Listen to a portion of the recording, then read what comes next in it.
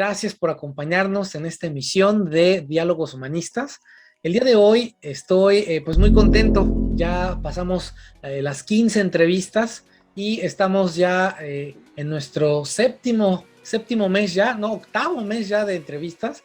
Entonces estamos muy contentos porque estamos en nuestro octavo mes ya de entrevistas sin interrupción.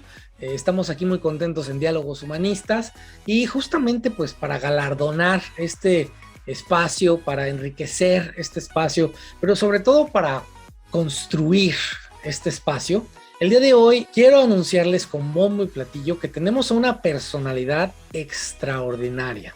Les presento a un ser humano en su totalidad, ¿sí? No al lado académico, no al lado nada más de una madre o de una hija o de una maestra, sino a todo lo que conjunta un ser humano.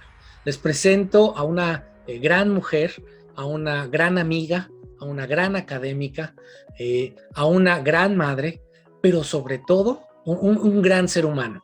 Y que realmente, como ella bien lo dice, el proceso que ella maneja para enseñanza no es simplemente el de los conocimientos académicos, sino es el de realmente permitirse ser una persona completa.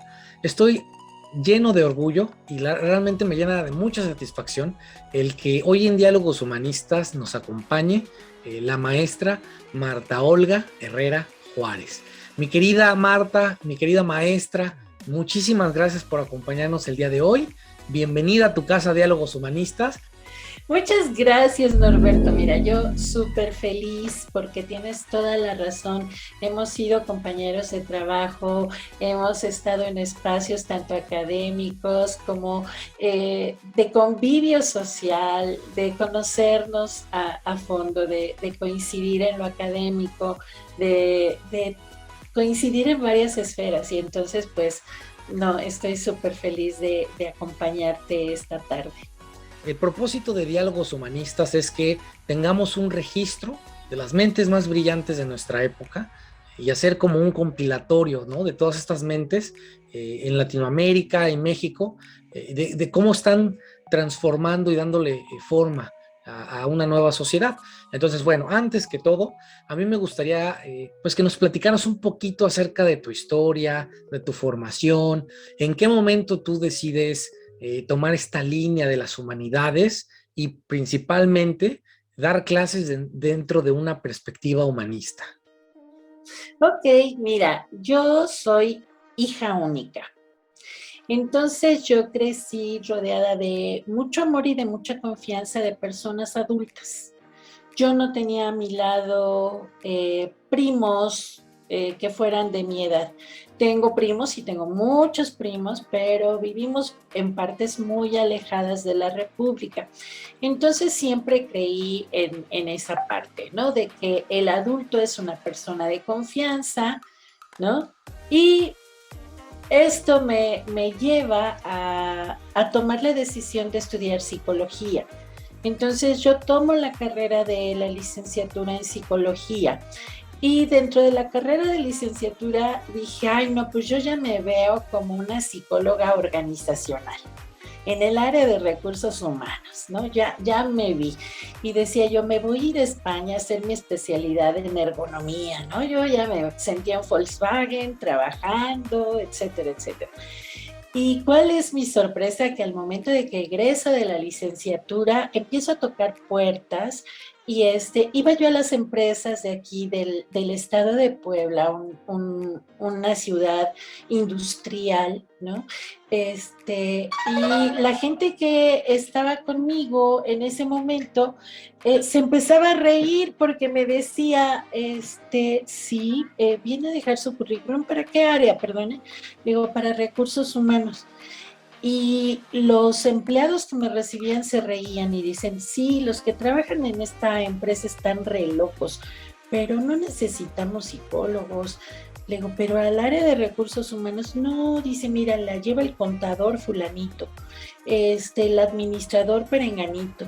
Para selección y capacitación, pues tienen que ser los jefes de línea los que digan si le conviene a esa persona o no. muchas gracias. Y entonces yo siempre regresaba así como que bien bajoneada, ¿no?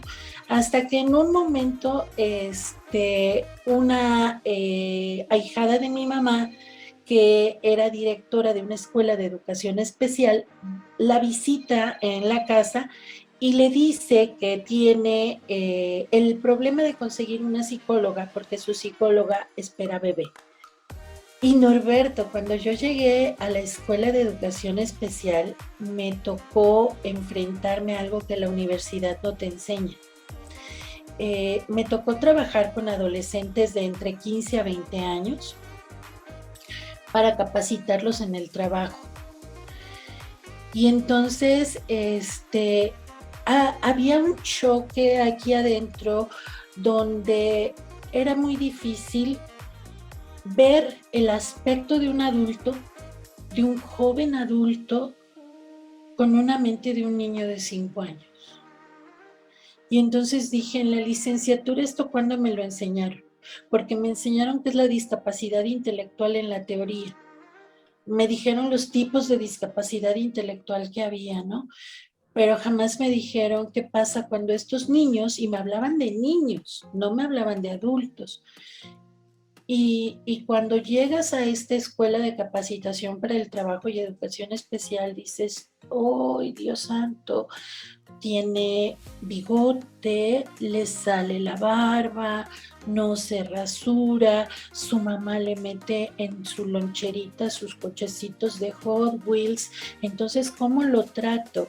¿Como un niño de 5 años o como un joven que yo estoy viendo de 24 años, de 18 años? Entonces fue un choque así.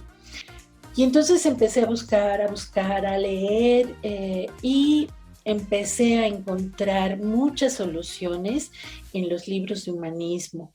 Carl Rogers fue uno de ellos, sobre todo cuando Carl Rogers empieza a incursionar en el ámbito educativo, cuando nos empieza a hablar de que la persona que tenemos enfrente es un ser así total, ¿no? Entonces, que no es la constitución de esas partecitas, y que en el momento de la práctica dices, wow, lo tengo que aplicar, que tenemos que sincronizarnos en esta melodía, de llevarnos bien, de entendernos y sobre todo de respetarnos, ¿no? No de hacer o de querer hacer al otro como yo quiero que sea, ¿no? Sino darme la oportunidad de conocerlo para ver en qué partes de esta forma que lo contiene lo puedo apoyar. Algo bien interesante que dices, el ver al alumno no como un alumno, sino como un ser humano, como una totalidad. Y creo que esto pues, a todos nos pasa que en algún momento perdemos el punto de vista y el alumno nada más queremos que el alumno aprenda lo que yo quiero, lo que dice el programa que le tengo que enseñar, porque si no, pues el que falla soy yo, ¿no? La que falla soy yo.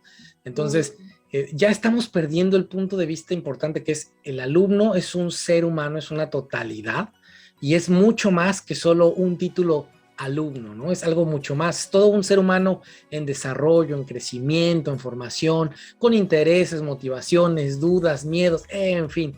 Entonces, esto también es muy interesante. Mira, Norberto, ha sido un proceso, no te voy a decir fácil, pero tampoco te voy a decir imposible.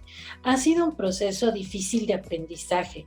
¿Sabes por qué? Porque a mí mi familia cuando me lanza al mundo, ¿no? Es decir, no iba yo a estar todo el tiempo en mi casa, ni con esos adultos que me rodeaban, que eran mis padres, mis abuelos, mis tíos, y que siempre eran muy amorosos, ¿no? Cuando me lanzan a la escuela, uy, ahí me topo con otra persona que yo no conocía, pero también empecé a conocer un mundo que yo no conocía, que era el trato con mis iguales. Eso también fue un choque terrible. ¿Por qué? Porque yo no sabía discutir, yo no sabía defender mi punto de vista, yo no sabía ni siquiera externar mi punto de vista. ¿Por qué? Porque todos los que estaban a mi alrededor me lo adivinaban. ¿no? Entonces mi mamá ya sabía que me gustaba de comer, sabía mis gustos, en fin, etcétera, etcétera, ¿no? Y entonces en la escuela pues aprendía yo otra cosa y era un mundo totalmente diferente en donde me enfrentaba yo con adultos, ¿verdad? Y me enfrentaba yo a mis iguales. Entonces mis iguales me empezaban a manifestar abiertamente mis defectos, defectos que mi familia no me había dicho nunca. No te voy a presentar un adulto que sea intransigente y que te dañe, pero tampoco te voy a presentar un adulto que sea un barco y que no te enseñe absolutamente nada, ¿no? Entonces, ese es un proceso que te digo, me ha llevado mucho tiempo, pero lo puedo distinguir en el otro. Y puedo distinguir a aquel alumno que tiene desconfianza en el adulto. ¿Por qué? Porque no ha recibido ese enriquecimiento desde casa, ¿no? Y entonces no se acerca y no lo escuchas porque ni siquiera participa en clase, ¿no? Y siempre lo ves a lo lejos y dices, bueno, tengo que empezar, ¿no?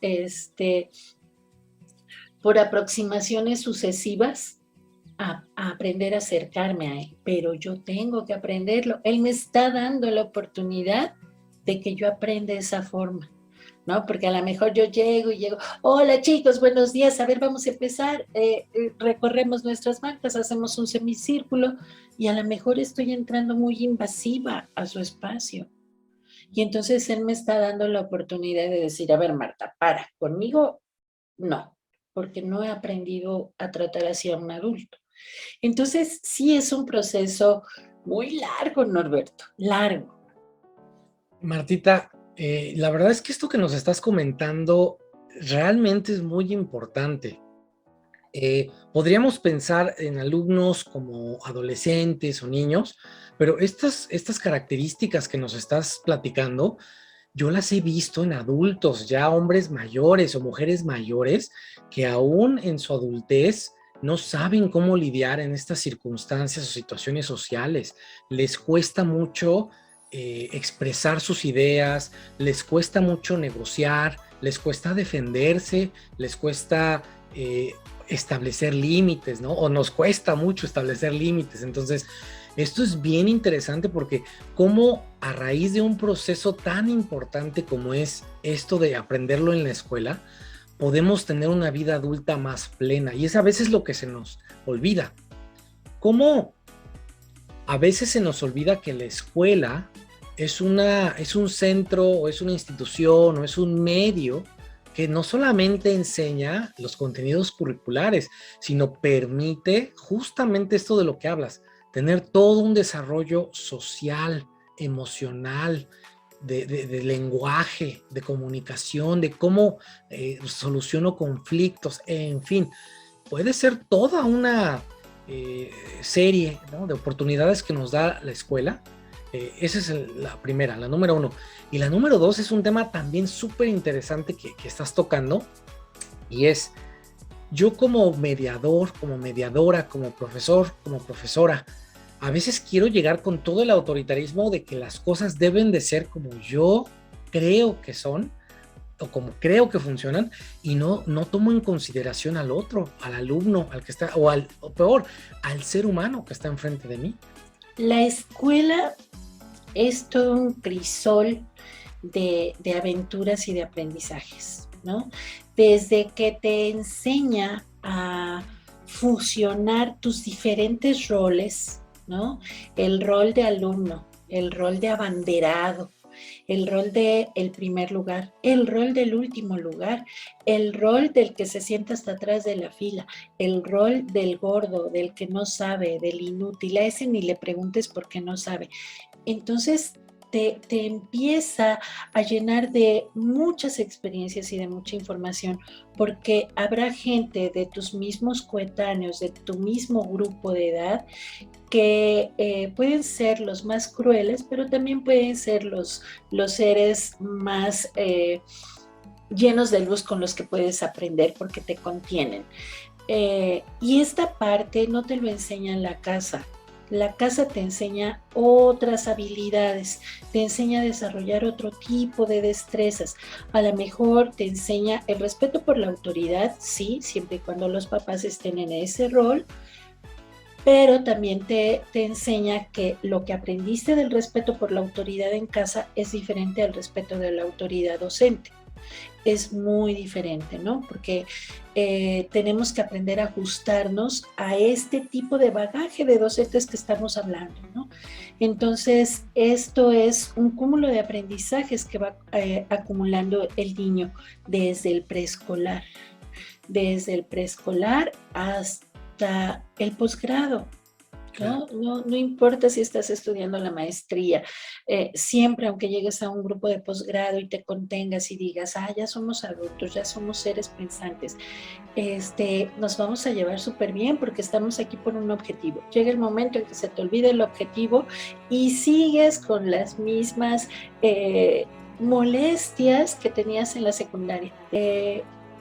Todo este proceso, como dicen los biólogos y los epistemólogos como Jean Piaget, va a depender de tu proceso adaptativo y de tu proceso socioadaptativo, ¿no?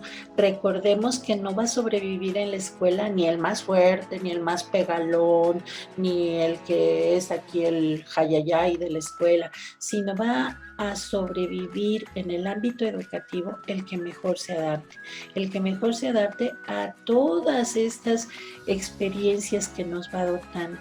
Si no se adapta, siempre le va a estar pidiendo a sus papás, ya no quiero ir a esa escuela, cámbiame, ¿no? Y estamos enseñando a ese sujeto a ser bajo tolerante a la frustración. Esto es... Y así va a andar por la vida, cambiando de empleo, cambiando de escuela, cambiando de pareja, en fin, etcétera, etcétera, porque así lo aprendió, porque no hubo un adulto que le dijera, mira, está pasando este proceso, mejor vamos a aprender a adaptarnos a lo que te estás enfrentando.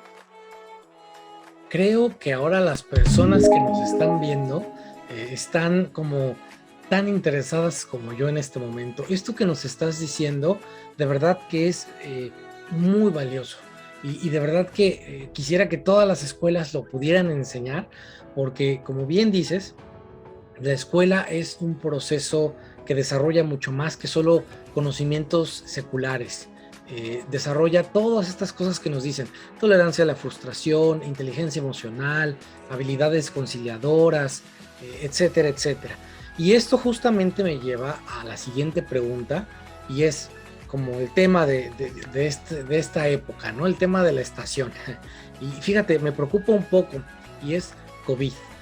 Eh, Ahora que estamos en casa, ahora que ya no tengo los mismos roles que tenía cuando estaba en el salón, porque creo que yo sí te puedo decir que yo sí soy alguien distinto cuando está en un salón de clase que cuando está en una videollamada. Me siento diferente, no tengo la misma interacción con los pares, creo que la interacción es distinta incluso con los maestros, ¿no? Entonces, esto del COVID, ahora pongo en la mesa esto: COVID, educación a distancia y roles sociales que proporciona la escuela. ¿Qué pasa aquí con esto, mi querida maestra? ¿Crees que hay algún daño? ¿Está pasando algún fenómeno que nos estamos perdiendo? ¿Qué podemos hacer? Mira, Norberto, yo creo que has dado en el clavo a integrar tres aspectos tan importantes: el COVID, la educación a distancia en cualquiera de sus modalidades y sobre todo la escuela, ¿no? Entonces, fíjate bien. Hemos dicho que los grandes biólogos y epistemólogos han dicho que va a sobrevivir el que mejor se adapte, ¿no?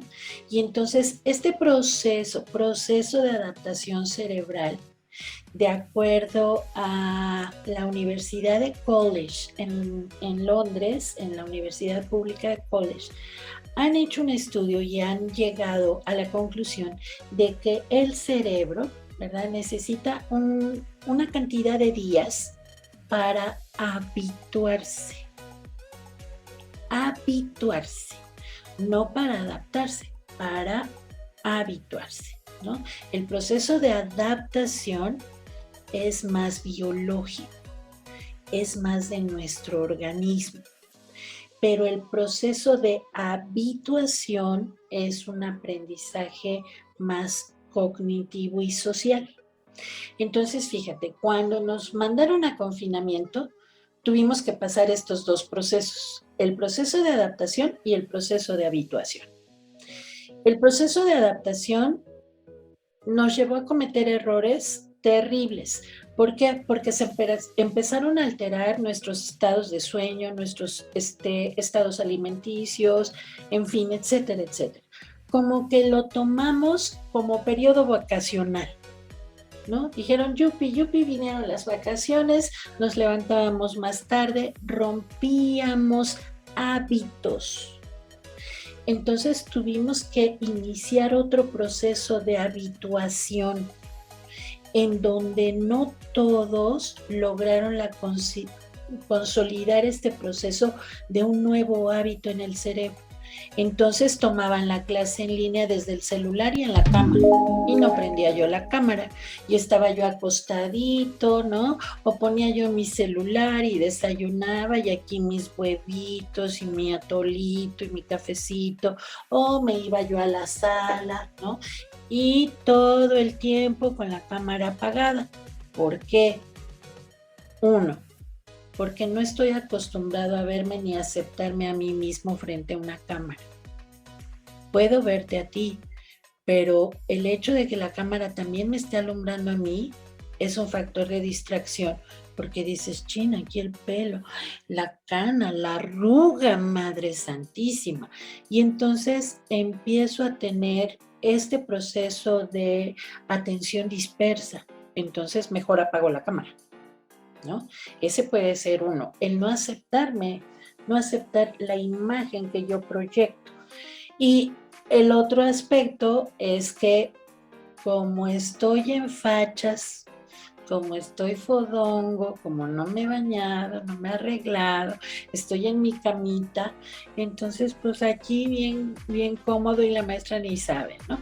O prendo la cámara y me voy a hacer otras cosas y nada más estoy escuchando porque dejé puesta la clase en línea.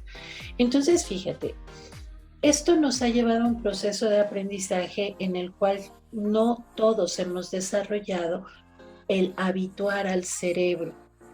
Han pasado más de 66 días y el cerebro no ha hecho nuevos hábitos, ¿no? Seguimos con hábitos viejos, con hábitos arcaicos que están repercutiendo en nuestra forma de aprendizaje.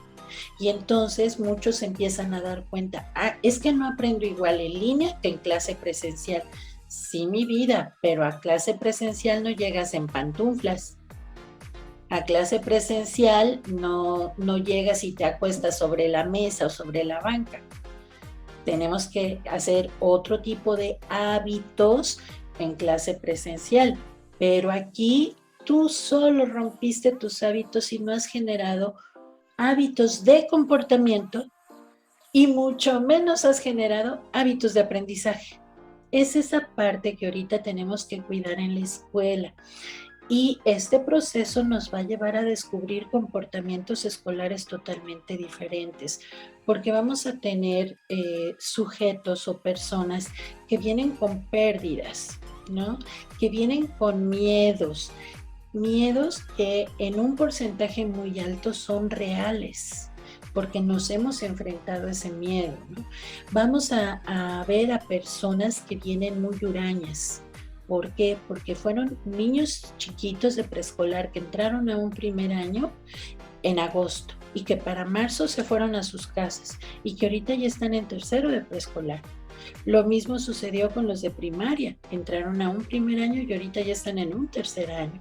Los de secundaria también ya van a terminar la secundaria y ni siquiera conocieron a sus compañeros, ni al grupo que los contiene. Entonces vamos a tener los humanistas, los facilitadores, los mediadores, un trabajo verdaderamente exorbitante. Pero crear hábitos para poder aprender mejor y para cuidarme a mí mismo, ya sea en estado presencial o en estado en línea.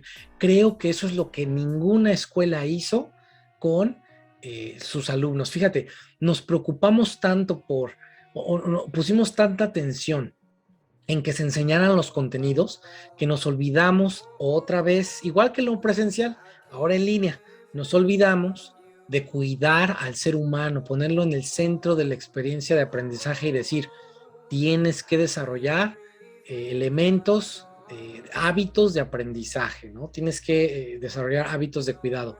Y no, eso es algo que a todos se nos fue. Esto es bien importante que lo estás diciendo y qué bueno que queda registrado. Por favor, Sep, si nos escuchas, de verdad pon atención a esto porque es bien, bien importante. Tenemos que enfocarnos en el ser humano como la experiencia de aprendizaje, no en los contenidos. Y eso también va por al lado de los profesores. Queremos que el profesor regrese y que ya domine los temas, que como si no pasara nada, ¿no? Que es el responsable de que, ahora él es el responsable de que los niños se eduquen en cuestiones de higiene, de fortaleza emocional, de resiliencia, de contenidos temáticos.